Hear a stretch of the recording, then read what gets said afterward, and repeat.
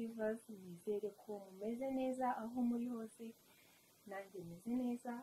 Uyu munsi mbazaniye akantu kavuga ngo ni iki wakora mu gihe ufite hangover cyangwa se ni gute warwanya hangover. Ndagusaba gukora subscribe, like and share maze twikomereze.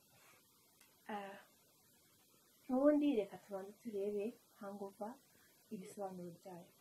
Hangover ni uruhurirane rw'ibimenyetso cyangwa se ni uruhurirane rw'uburibwe wiyumvamo mu gihe unyweye inzoga nyinshi cyangwa se nyuma y'igihe umaze gufata inzoga nyinshi. Ibyo bimenyetso cyangwa se ubwo buribwe ugira ni ubungubu bukurikira, harimo kuruka, gucika intege, kubabara umutwe ndetse no kubabara mu nda. Ibi bimenyetso mu gihe ubyiyumviseho kandi waraye unyweye inzoga cyangwa se hashize umwanya unyweye inzoga, ni ikimenyetso, ni ikintu kizakwereka ko wagize icyo twita hangover. Ubundi reka turebe ni ukubera iki uba ugira ubu buribwe bumeze gutya.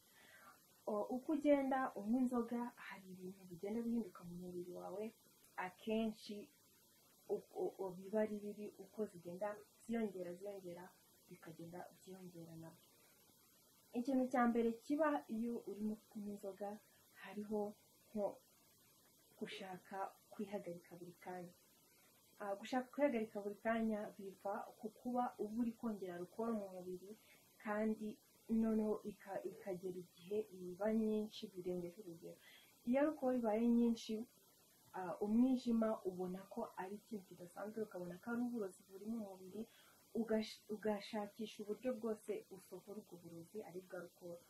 Uko ushaka kubusohora niko impyiko nazo ziwufasha, zigakoresha amazi ari mu mubiri kugira ngo zisohore ya alcohol hanze igabanuke mu mubiri. Uko gukoresha amazi yose ari mu mubiri nicyo gitera kuba amazi yakugabanuka mu mubiri wawe, noneho ukumva ufite inyota buri kanya, ari nako ujya kwihagarika kubera ko amazi arimo arasohokana na ya alcohol buri kanya ukajya kwihagarika.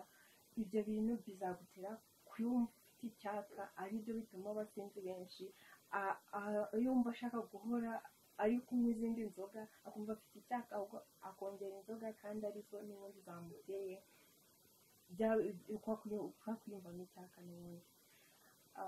Rero ahangaha iyo ni impamvu ya mbere igutera kumva ushaka kwihagarika buri kanya, ni amazi ari gusohokana na alcohol niba ujya kwihagarika buri kanya. Ikindi kintu cya kabiri kiba iyo urimo kunywa inzoga nyinshi, harimo kwaguka kw'imiyoboro y'amaraso, aho usanga umuntu imitsi yireze. Kwa kwirega kw'imitsi nibyo bizakuviramo ko mu kanya gato cyangwa se nyuma y'igihe uzumva umutwe urimo kukurya, ari nacyo kimenyetso cya hangover twarimo tuvuga ruguru. Ikindi kintu kizakubaho mu gihe urimo kunywa inzoga, hari ukuba igifu kizagira umuvumbagatanya cyangwa se kwivumbura kw'igifu, aho aside yo mu gifu iziyongera, igifu gihagarike gusya ibiryo, usange noneho umuntu atangiye kugira iseseme, aribyo bizaviramo abantu bamwe kuruka cyangwa se kuribwa mu nda. Ibyo ngibyo rero ni ibintu bikubaho mu gihe urimo gufata inzoga nyinshi, umubiri utangiye kuruha, utangiye gushaka ukuntu wirwanaho kuri za nzoga urimo kunywa. Rero hano nakuzaniye ikintu wakora kugira ngo uhangane na ya hangover, kugira ngo uyikire.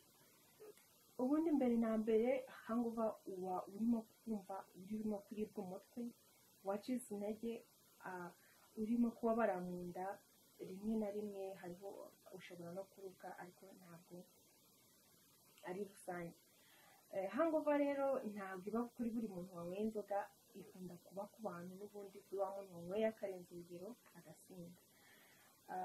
Rero hano ibi nakuzaniye ibintu wakora kugira ngo bwa buribwe urimo kwiyumvamo ubashe kubugabanya cyangwa se gukira.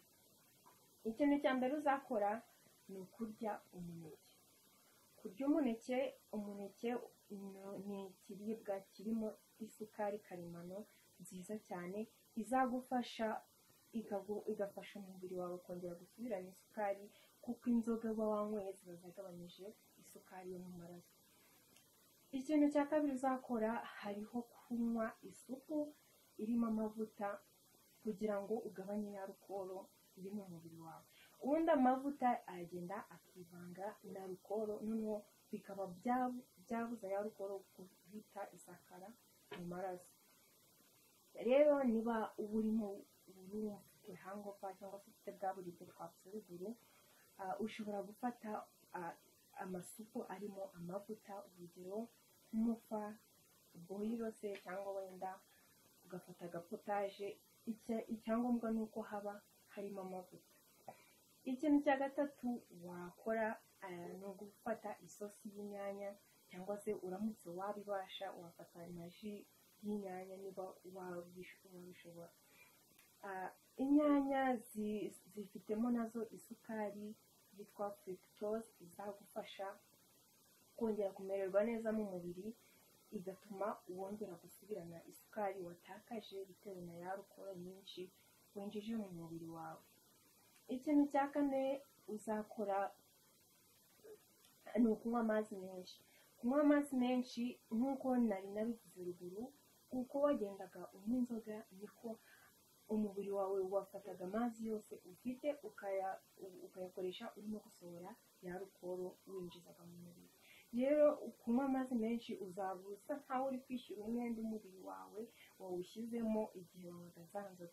Rero niba ufite hangover fata amazi menshi azagufasha. Ikintu cya gatanu uzakora ni ukuruhuka bihagije.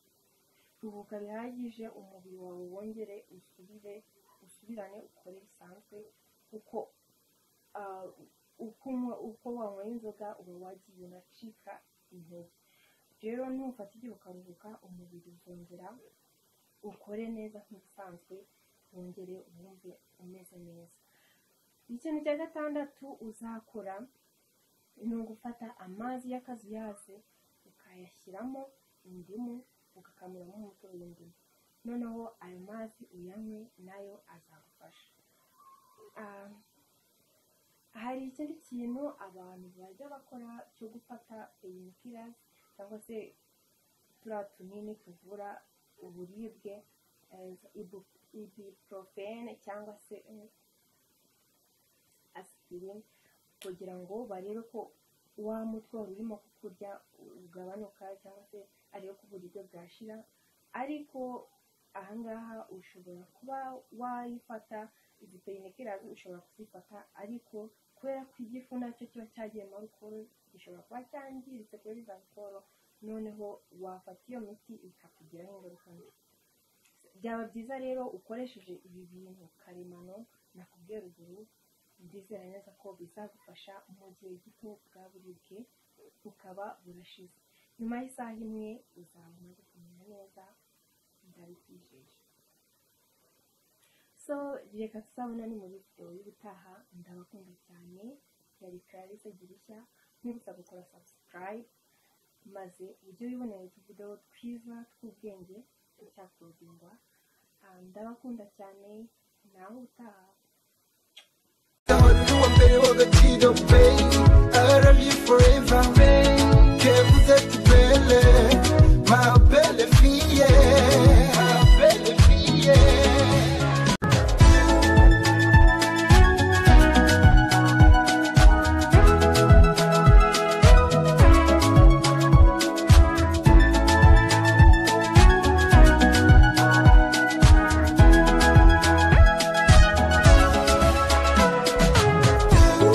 Kazana wa data ndagukwihaniya iyo mukunzi, ndaharanira gukora igikwiye, mama Kaneza nawe azatera impundu.